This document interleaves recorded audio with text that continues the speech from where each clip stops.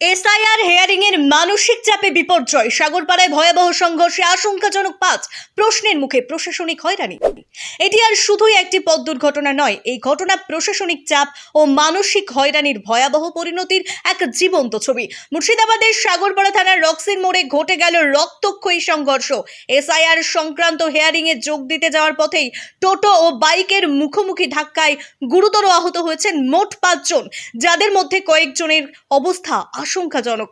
স্থানীয় সূত্রে জানা যাচ্ছে, কাটাবাড়ি এলাকা থেকে টোটো করে সাগরপাড়া হাই স্কুলে এসআইআর হেয়ারিং এ যাচ্ছিলেন টোটো চালক সহ 4 জন।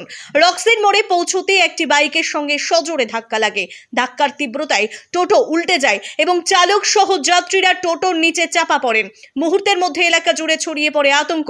দুর্ঘটনায় গুরুতর আহত মোটরসাইকেল চালক গোলাপ শেখ, বাড়ি সীতানগরের 20 নম্বর এলাকায়।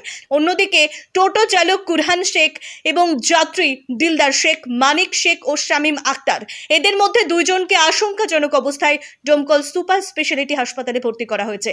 তবে এই ঘটনার পর সবচেয়ে বিস্ফোরক অভিযোগ উঠে এসেছে আহতদের পরিবারের পক্ষ থেকে। তাদের দাবি, এই দুর্ঘটনার নেপথ্যে রয়েছে এসআইআর হেয়ারিং এর অসহনীয় মানসিক চাপ। কাগজপত্র সম্পূর্ণ সঠিক থাকা সত্ত্বেও সাধারণ মানুষকে বারবার হেয়ারিং এ ডেকে হয়রানি করা হচ্ছে বলে অভিযোগ।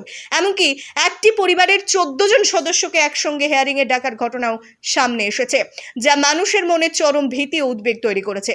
হাসপাতালে চিকিৎসাধীন অবস্থাতেও এক আহত ব্যক্তি শারীরিক যন্ত্রণার চেয়েও বেশি চিন্তিত ছিলেন তার এসআইআর কাগজপত্র নিয়ে, যেন তালিকা থেকে নাম বাদ না পড়ে।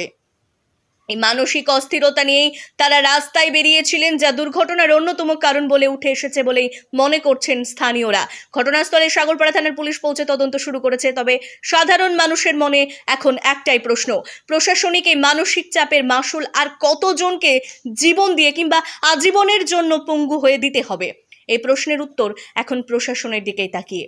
ব্যুরো রিপোর্ট, নিউজ 21 বাংলা, খবরের সাথে মানুষের পাশে। তারপরে তো অ্যাক্সিডেন্টটা হয়ে গেল। এখন আমি বলতে পারবো না, আমি উল্টো মুখে ছিলাম।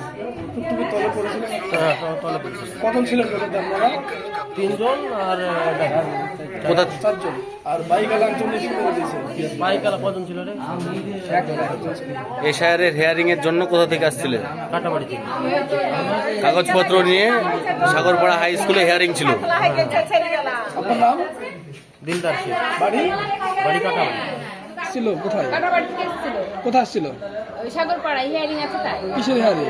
এসআইআর। তারপর কি হয়েছে, কি শুনলেন? তারপর আপনার টোটো আসছিল, টোটো থেকে বলে পিছন থেকে একটা মোটরসাইকেল আসছিল, সেই মোটরসাইকেলে এসে ধাক্কা মেরে দিয়েছে।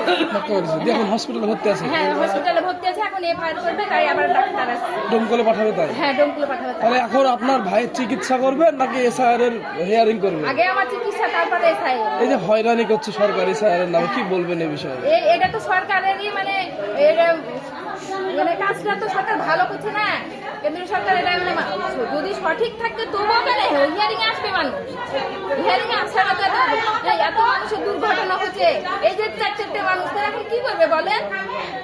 প্রতিটি মানুষকে এভাবে সরকার হেয়ারিং এর নামে হেনস্থা করছে, এই কারণে কি সাধারণ মানুষ কেমন ক্ষতিগ্রস্ত হচ্ছে, কেমন চোখে দেখছে এটাকে?